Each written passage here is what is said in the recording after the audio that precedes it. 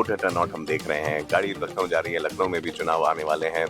फिर अमेठी, रायबरेली, फैजाबाद, ये काफी बड़े वोट बैंक माने जाते हैं बीजेपी के लिए, लेकिन वोटिंग टर्नआउट कम हो रहा है। कैसे देखते हैं इसको? मुझे लगता है कि जैसे कि अवेयरनेस फैलाई जा रही है कि वोटिंग करनी चाहिए, बट फिर भी लोग अपनी रिस्पॉन्सिबिलिटी को समझ नहीं रहे। इसमें फायदा या नुकसान है रूलिंग पार्टी को? नुकसान ही है, नुकसान नुकसान डेफिनेटली लॉस है उनको। एक कहा जाता है कि एंटी इनकम्बेंसी जो होती है, जो सत्ता में सरकार रहती है, अगर वोटिंग कम होती है तो ऐसा माना जाता है कि भाई लोग खुश हैं सरकार से और वो सरकार बदलना नहीं चाहते हैं, और अगर सरकार बदलनी हो तो ज्यादा संख्या में वोटिंग होती है। इससे कुछ आप तारुफ रखते हैं? मेरा ओपिनियन इसके अपोजिट है। मुझे लगता है कि अगर लोग खुश होते तो वोटिंग 100% चाहते कि वही गवर्नमेंट आए, बट वोट नहीं कर रहे हैं तो मुझे नहीं लगता कि लोगों को लगता है सरकार तो वही आएगी, हम वोट दे या ना दे। पर मेरा ऐसा मानना है कि जो सबसे बड़ी पावर है आपके पास ना, जो 5 साल में एक बार मौका मिलता है आपको अपनी भड़ास निकालने का या अपने व्यू रखने का, तो हर इंसान को हर कीमत पे एट एनी कॉस्ट अपना वोट देना चाहिए, आइदर राइट या लेफ्ट, ऐसा नहीं है। और नोटा को तो बिल्कुल नहीं करना चाहिए, नोटा तो और भी गलत चीज है। तो मुझे लगता है कि अगर आप ऐसा कोई तो कैंडिडेट होगा ना, या तो पार्टी के नाम पे वोट दोगे आप या कैंडिडेट के नाम के। अगर आप किसी को इन पर्सन जानते हो, उसके काम अच्छे लगते हैं तो आप उसको दो, फर्क नहीं पड़ता कि वो हार रहा है जीत रहा है, आपने अपना व्यू तो रखा एटलीस्ट। बिल्कुल, तो आपने वोटिंग बढ़ चढ़ कर करनी चाहिए। इस पर एक बहुत इंटरेस्टिंग बात आपने कही कि या तो पार्टी के नाम पर या फिर कैंडिडेट के नाम पर। हम देख रहे हैं एक तीसरा ही तरह का ट्रेंड है, यहाँ पर प्राइम मिनिस्टर के नाम पर भी वोट दिए जाते हैं, न पार्टी न कैंडिडेट। उस ट्रेंड के बारे में आपका क्या कहना है? सर मेरा तो ऐसा मानना है कि मेरे बहुत सारे रिलेटिव ना अब्रॉड सेटल हैं। अच्छा, ठीक है, उनका ये कहना है कि जो मान सम्मान मोदी जी के टाइम में मिला है ना, सच में लोग कुछ भी बोलें, पासपोर्ट की वैल्यू, मतलब आप इंडियन है ना, इंडियन पासपोर्ट है, सच में लोग आपको जान गए कि आप हैं। मतलब अब कुछ भी कोई बोले, देखो अगर लोकल चुनाव होते हैं, लोकल का मतलब विधानसभा के चुनाव होते हैं तो एक अलग मैटर है ना, आप किसी को भी सत्ता सौंप सकते हैं। जब बात आती है इंटरनेशनल ना, जो परिपक्व हैं, जिन्होंने सच में रिजल्ट दिए हैं, हमें उनको वोट देना चाहिए, पार्टी लाइन से हटके। फर्क नहीं पड़ता कि आप किस पार्टी से बिलोंग करते हो, बात देश की सुरक्षा का सवाल है ना, तो वहां पे हमें एक मजबूत प्राइम मिनिस्टर को वोट देना चाहिए, ऐसा मेरा मानना है। अरविंद केजरीवाल जी वापस आए हैं जेल से, उन्होंने काफी छीटाकशी की है मोदी जी पर और बीजेपी पर। कैसे देखते हैं इस पूरे राजनीतिक प्रकरण को? नहीं, उनका तो कैरेक्टर उनको पता होगा, पर हमारे लिए तो बीजेपी ठीक है। सर बात बीजेपी की ना, कांग्रेस की ना, आम आदमी पार्टी की। अपने जो इंसान अपने बच्चों की कसम खा सकता है, मैं घर नहीं लूंगा, मैं गाड़ी नहीं लूंगा, मैं ऐसा नहीं करूं, जो अपने गुरु का नहीं हुआ वो राजधानी का और देश का क्या होगा, मेरा तो इतना मानना है। ठीक है ना, और 1 नंबर के झूठे इंसान है वो। अगर मुझे 4 बार वोट डालने को मिले ना, मैं 5 बार अरविंद केजरीवाल के अगेंस्ट वोट डालूंगा। आपके हिसाब से चुनावी मुद्दे इस बार क्या क्या हैं? 4 चरण हो चुका है।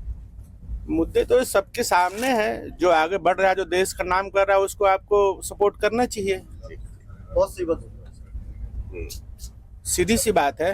और सम्मान की बात है, इंसान को पैसा नहीं सम्मान चाहिए। अच्छा, और क्या नहीं मिल रहा है मोदी राज में? सब कुछ मिल रहा है। और आप फ्री, इंसान जो मेहनत करके कमाता है, समझे, उसमें वो संतुष्ट रहता है। फ्री में कोई खाना नहीं चाहता है। लेकिन मोदी सरकार तो 80 करोड़ लोगों को खाना खिला रही है फ्री में।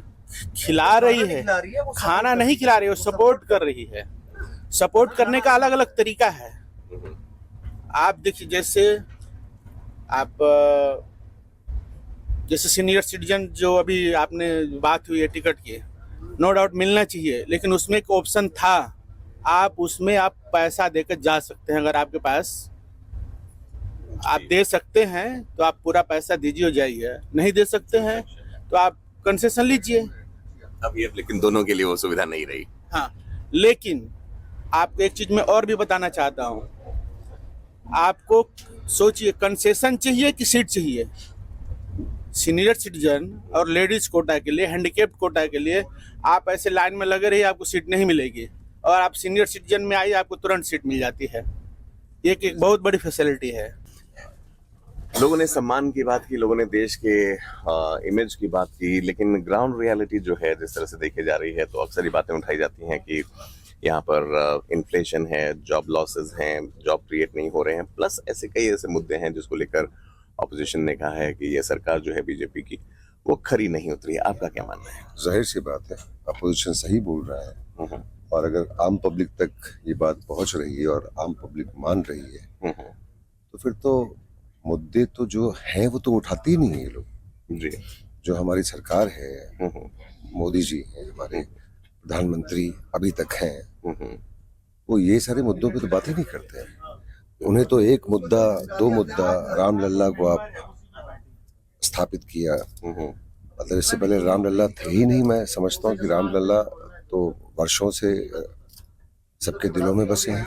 हम्म, अब दूसरा मुद्दा शायद हो सकता है कृष्ण लल्ला को कुछ जी। स्थापित करने की कोशिश करें, या और भगवान हैं हमारे, हम्म, उनको स्थापित करेंगे। तो इनके पास कोई मुद्दा नहीं है, भगवानों को नॉकआउट कर रहे हैं और भगवानों को उठा रहे हैं जैसे कि भगवान उठे ही नहीं है। भगवान तो जगे हुए हैं, आपके मन में है, दिल में है, दिमाग में है। तो एक चीज है, हम लोग अभी लखनऊ जा रहे हैं, उत्तर प्रदेश की राजधानी है, वहीं अयोध्या भी है, और जो पब्लिक सेंटिमेंट है एक तरीके से वो बहुत हद तक मुझे लगता है कि राम मंदिर को लेकर, या फिर हम लोग अभी शताब्दी में चल रहे हैं, कई ऐसी ट्रेन आई हैं, वंदे भारत और अमृत भारत भी आई हैं, जिसको सरकार अपने एक अचीवमेंट की तरह गिना रही है। तो आपको लगता है कि वो अपग्रेड कहीं ना कहीं लोगों ने वेलकम किया है? नहीं, देखिए, जो नई चीजें होती है उसको वेलकम करना चाहिए, लेकिन क्या इससे पहले राजधानी नहीं आई? क्या इससे पहले और बड़ी ट्रेनें नहीं चली हिंदुस्तान में? अब ठीक है, वक्त चेंज हुआ है, वक्त बदला है, तो वक्त के साथ साथ इंसान को भी बदलना चाहिए, उसकी अहमियत है और इज्जत भी देनी चाहिए। लेकिन जो मुद्दे हैं, वो मुद्दा ये इलेक्शन का मुद्दा नहीं है। इलेक्शन के तो मुद्दे अलग होते हैं। एजुकेशन नहीं है, हेल्थ नहीं है, ठीक है, गरीबी आपने इतना ज्यादा जमीन में गाड़ दिया है गरीबों को, और अमीरों को आपने आसमान में उठा लिया है। तो ये सब मुद्दे जो है मेरे ख्याल से हिंदुस्तान के लिए बड़े खतरनाक चीजें साबित हो सकती हैं, और इन सब चीजों पे काम करना चाहिए, ना कि भगवानों को मंदिरों में डाल के काम करना चाहिए। भगवान तो मंदिर में है ही है, दिल में है, दिमाग में है भाई। अच्छा, अभी आपने बात की अमीरों को मदद करने की। अभी प्रधानमंत्री मोदी ने ये आरोप लगाया कांग्रेस पर कि टेम्पो में भरकर अंबानी और अडानी ने पैसे दिए हैं कांग्रेस के नेताओं को, और ऑपोजिशन ने भी उस पर काफी उन्हें चोट की उस पर। ये जो अचानक से एक कह रहे हैं लोग कि एक नजरिया, एक तेवर बदल गया है इस सरकार का, और दूसरे तीसरे चरण के बाद से तो मुद्दे भी बदल गए हैं। पाकिस्तान आ गया है, अब हिंदू मुस्लिम एक बार फिर से वापस आ गया है। तो क्या लग रहा है, एक झुंझलाहट है पार्टी की, या फिर वो अलग अलग चरण में अलग अलग तरीके से स्ट्रैटेजी देखिए, अपना रहे हैं? घबराहट में इंसान कुछ भी बोलता है। अब वो घबराए हुए लोग हैं, घबराहट में वो बोल रहे हैं। देखिए, अडानी और अंबानी ने साथ दे रहे हैं या नहीं दे रहे हैं, उनका कितना साथ दिया, उन्होंने कितना साथ दिया है, वो दुनिया जानती है। मेरे ख्याल से पब्लिक की नज़र जो है वो आंखें खुल चुकी हैं या खुल रही हैं, और खुल जाएं तो बेहतर है, हिंदुस्तान के लिए अच्छा है। क्योंकि हिंदुस्तान में एकता is very important, national integration is very important, जो कि ये नेशनल इंटीग्रेशन को ख़त्म करने के बिल्कुल विचारधारा लेके ही